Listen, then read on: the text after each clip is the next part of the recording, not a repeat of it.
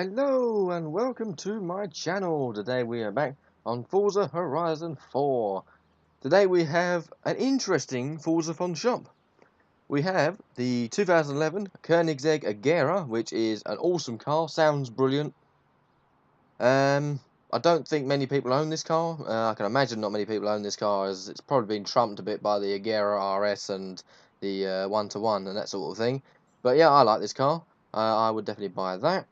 But then, the one that's really interesting is the 2013 Mercedes-Benz E63 Amg.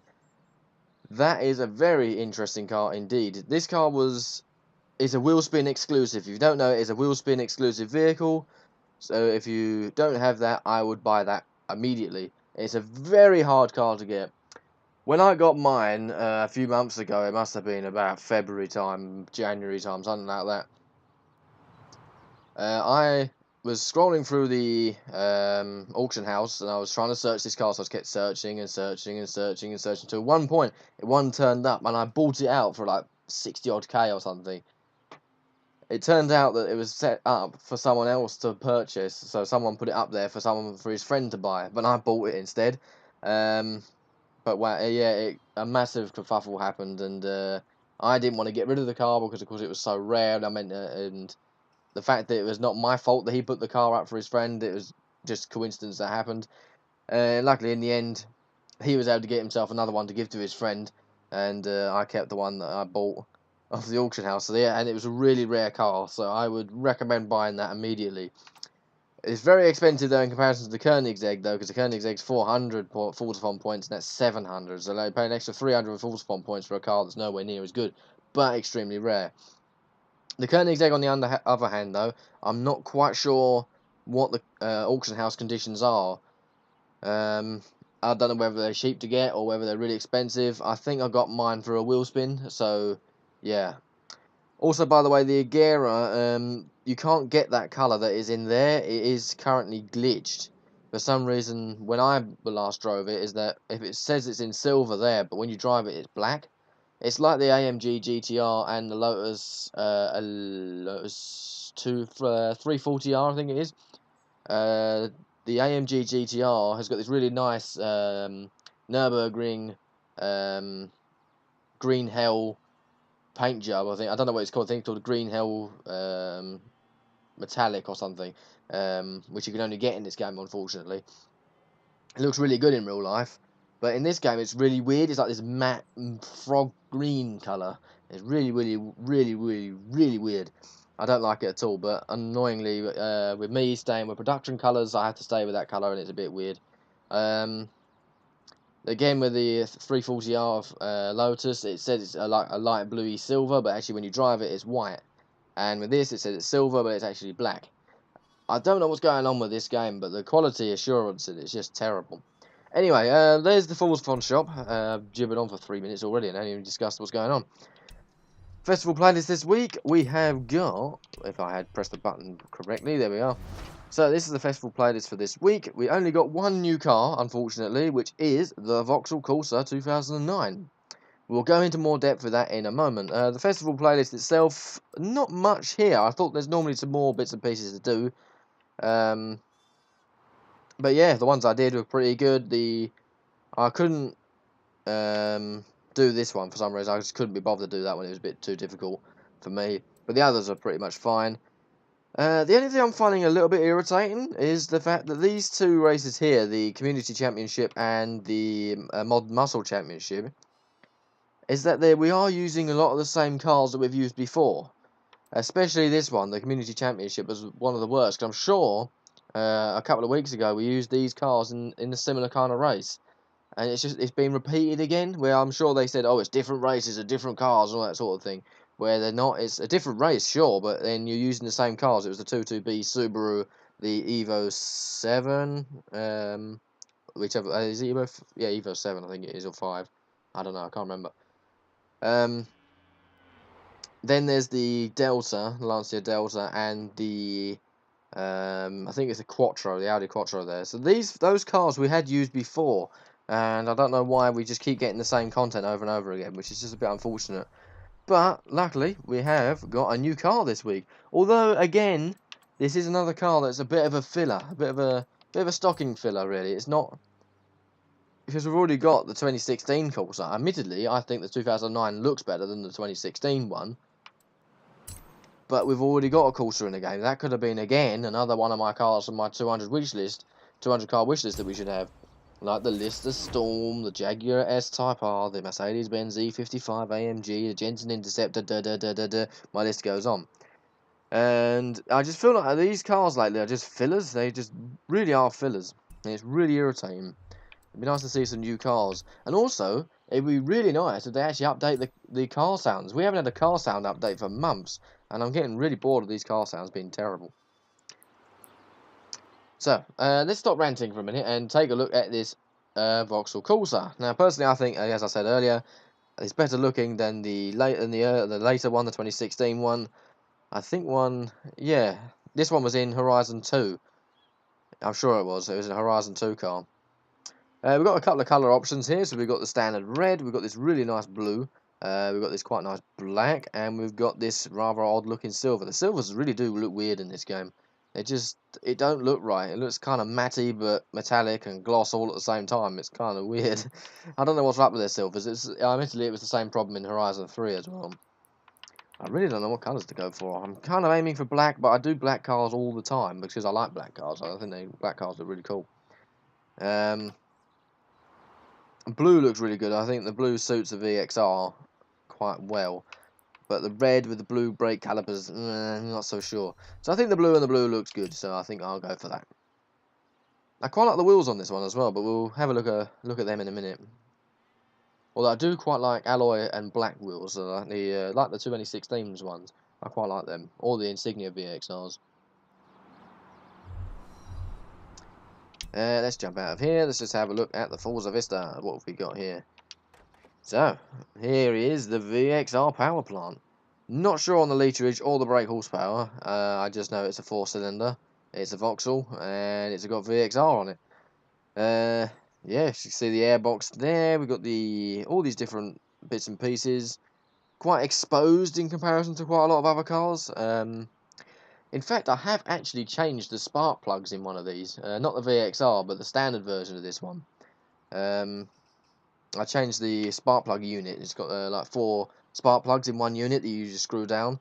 Yeah, I replaced that by myself. I was actually left with the company sales manager's car to to fix, so that was quite cool. Let's go and have a look at the boot round here. We've got a decently sized boot.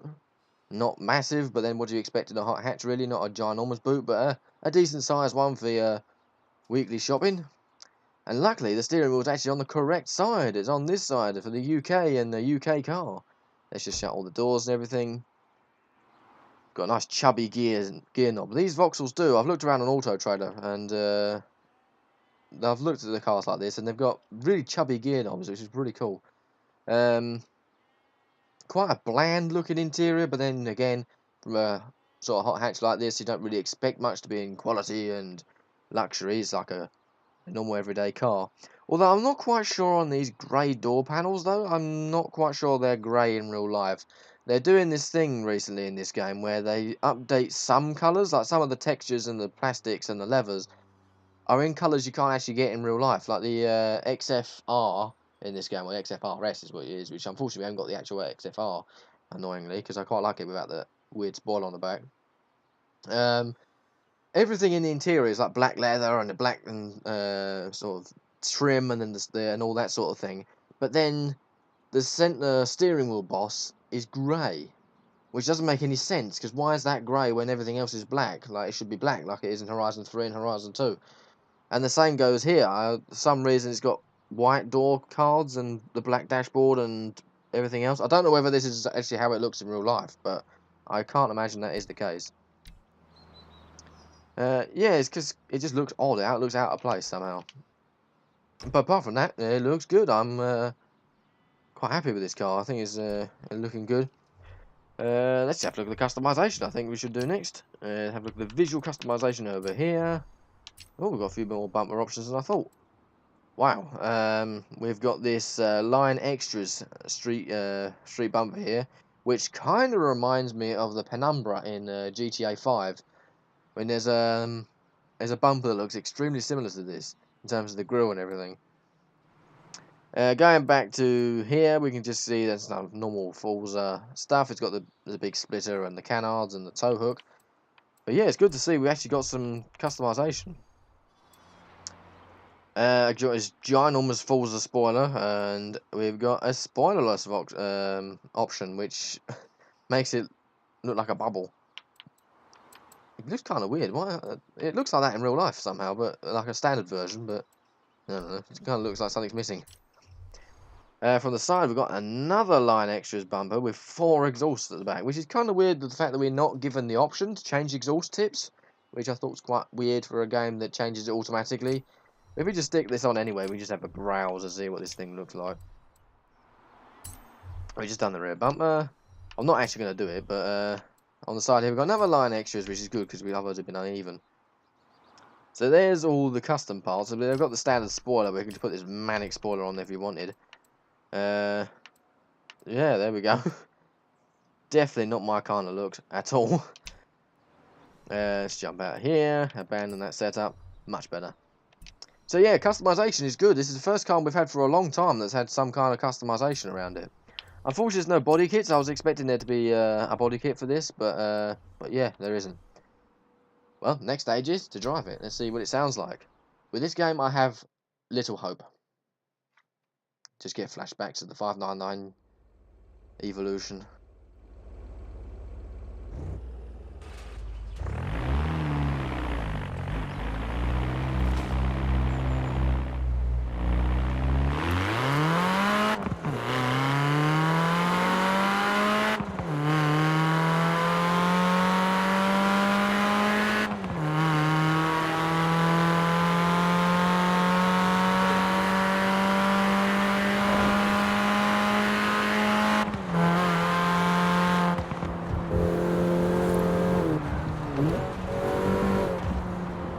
Well, there we go. That's what it sounds like. Oh, I always crash it. Well, that's what it sounds like anyway. Very generic, let's say. Lately, it is a bit of a modern noise. They have added this recently. I think it was only on the A45 AMG in Horizon 3. But now they've added it to every hot hatch. Like, I think the JWC Mini has this noise. The 2016 Corsa has this noise. This has this noise. I think some of the other hot hatches as well, like the Hyundai Veloster. I think that has this noise as well. I'm not really complaining because it actually sounds alright. I think it sounds quite beefy, sounds alright. The only trouble is it just sounds a tiny bit generic when you realise that every single hot hatch sounds exactly the same, which is just a bit annoying.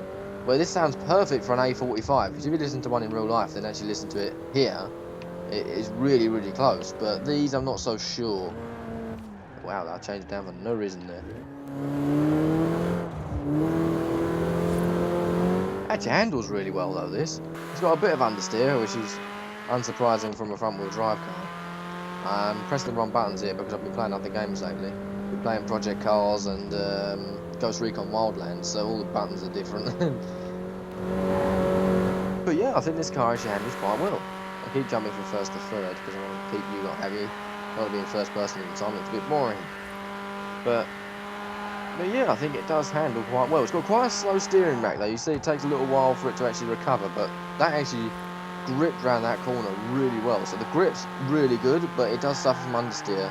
Unsurprisingly, we've got lots of brake horsepower going into the front wheels, trying to do the steering and the power output at the same time.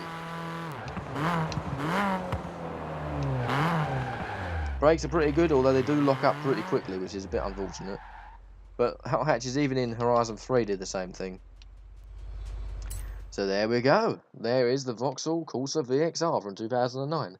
And it's around my sort of favourite era as well, from like 2010 below. From like 1990s to 2010, that sort of era is my favourite kind of era. I think it was the final hurrah of cars then, because we had like V12s, we had even V16s, we had the Cizeta 16T, they had a 16-cylinder engine. like that. We had cars like that during this period. The EB110, the Bugatti Veyron announced in that era. The XJ220, the McLaren P1, not P1, F1. Sorry, P1's way later than that. There's loads of cars like that that were around at that sort of time, and it's just my kind of era. Especially, it's got my beloved Jaguar S-Type R. I love that car so much. I would buy one in real life if they weren't so bloody rare.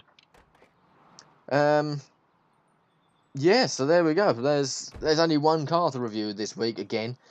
It's unfortunate again because we need more cars every week because it is such a grind, this festival playlist, and it's worthwhile afterwards when you feel like you got 2 cars out of your efforts, and this time you've only got 1. Although I don't think there was any car. Oh yeah, there was one actually. In fact, sorry.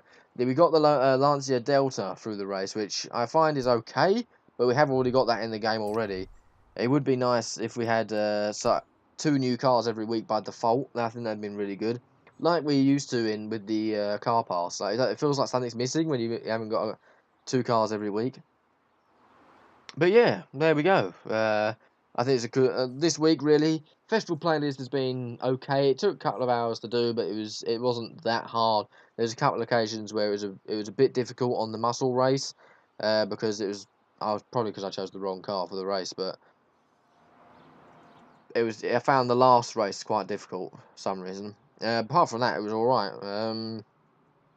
The Forzathon shop is really good because we've got the E63 Amg, which again I had before, but for people who didn't have it, you've been given a whopper of a chance to get it, as they're very rare. So that's definitely very good. The Koenigsegg Agera, that's definitely a different one. I don't know why they've added that. I don't know whether that's because it's rare on the auction house or whether it's just because people aren't buying it through the auction house, so they're just making it more available through the Forzathon shop instead. What else was there to say? Well, let's talk about the Corsa, really. I think it's a good car. I think it's something we need to keep on going with in terms of the content in this game. We shouldn't have these stupid Hot Wheels or Hoonigan or Barrett Jackson or any crap like this. We should have cars like this, and my beloved cars that I keep mentioning. We should have cars like that in this game, not going crazy. To make a game fun, you don't need to go crazy, and I think that's the principle Forza needs to take on, because they are going crazy, thinking that crazy is fun. A bit like GTA, really, but that's really gone a bit too crazy. But there we go. Thank you very much for watching this video today. I have blabbered quite a bit, but then again, it's been a week since I last spoke to you lot, so it's lots of things to say and lots of things to do. So yeah, thank you very much for watching this video. Hope you found it helpful, useful, whatever. So yeah. One thing I will point out, though, briefly, there was a way how to get the Ford Crown Victoria. If you didn't know, if you don't know, then you haven't got much of a chance of getting one now. But I don't even know where I'm going. There, welcome back page. There we go. See, I didn't make it because I didn't bother because I had the Ford anyway. So if you achieved 80% throughout the 4 weeks, then you'd be able to achieve the Crown Victoria. But for me, as I said before, I had this car, so I didn't put the effort in to get it because I got it already. But of course, now we got no chance. You've got your last chance to get this thing, as well, if you can recover from where you are now. Because at the moment, if I've done everything here, I don't think I have enough percentage to be able to get the Crown Victoria, so I wouldn't be able to recover. But yeah. So that's all there is. There's not really a lot to say. There's just the weird clothing like bunny ears and like a racing helmet and that sort of thing. Really not my kind of interest. More cars is what we need every month. But there we go. Thank you very much. I better stop talking, otherwise the video will be like half an hour long. It almost is already. So yeah, hopefully I'll see you in the next video. Bye.